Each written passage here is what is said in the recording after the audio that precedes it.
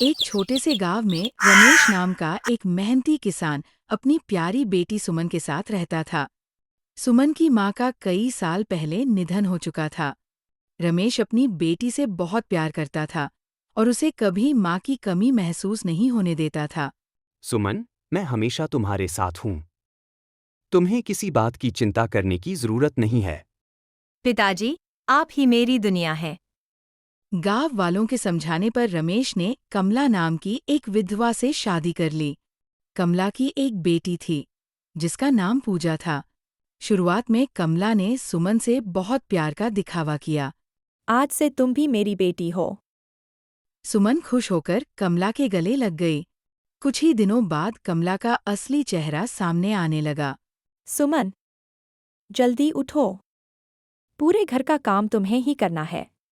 जी माँ, अभी करती हूँ। मुझे माँ मत कहा करो।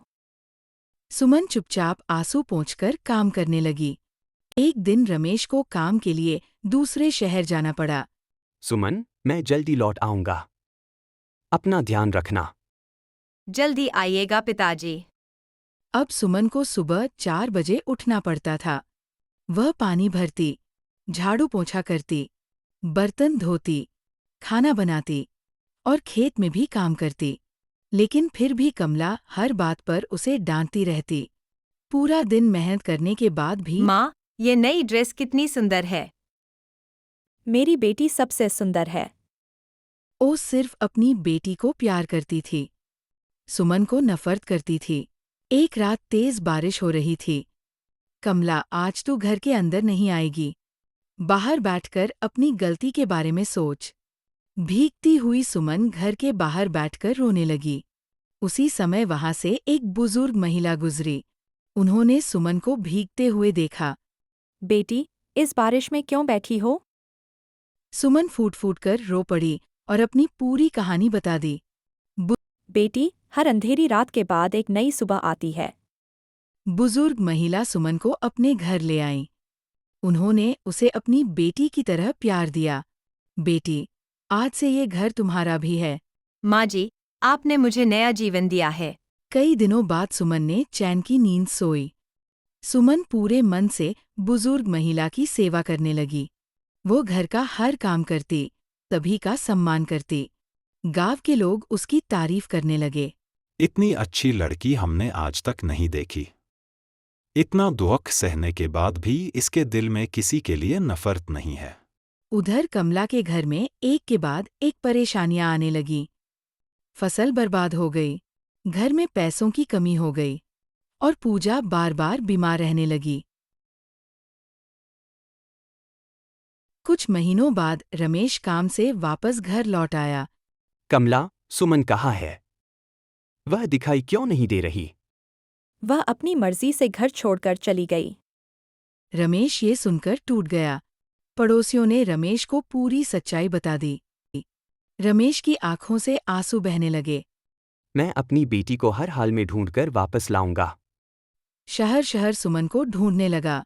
हर मिलने वाले से पूछता, क्या आपने मेरी बेटी सुमन को कहीं देखा है? लेकिन किसी के पास कोई जवाब नहीं था।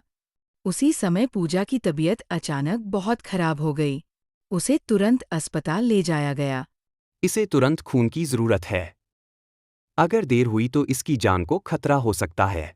कमला घबराकर रोने लगी। अस्पताल में कई लोगों का ब्लड टेस्ट किया गया, लेकिन किसी का भी रक्त नहीं मिला। तभी एक गांव वाला बोला, पास वाले गांव में एक लड़की रहती है। उसका नाम सुमन है। शायद उसका खून मिल जाए।